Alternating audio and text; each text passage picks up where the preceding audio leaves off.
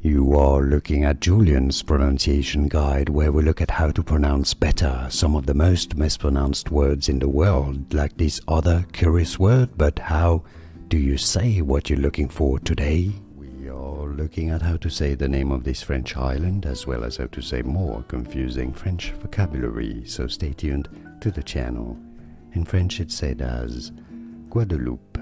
It's a département of France. Guadeloupe. In English, you can say it as Guadeloupe. Guadeloupe is how you say it. It's easy, and now you know.